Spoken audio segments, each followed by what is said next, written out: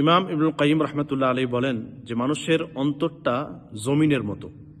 জমিন যেমন পানি না দিলে শুকিয়ে যায়, অন্তরও ঠিক তেমনই। অন্তরে যদি পানি না দেওয়া হয় তাহলে অন্তরও শুকিয়ে যায়।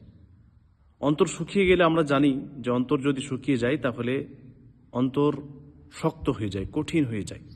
তখন কোরআন হাদিসের কোনো কথা ঢুকে না, নসিহত ঢুকে না, গোনাহ করতে খারাপ লাগে না, আল্লাহ তাআলার ভয় থাকে না সেই অন্তর আর। তো পানি দিতে হবে অন্তরকে। অন্তরের পানি তিনি বলছেন যে 5টি। তাওহীদ, আল্লাহ তাআলাকে ভালোবাসা এবং আল্লাহ তাআলা সম্পর্কে জ্ঞান অর্জন করা, আল্লাহ তাআলাকে চেনা জানা, জিকির করা, আল্লাহ তাআলাকে স্মরণ করা এবং আল্লাহ তাআলাকে ডাকা।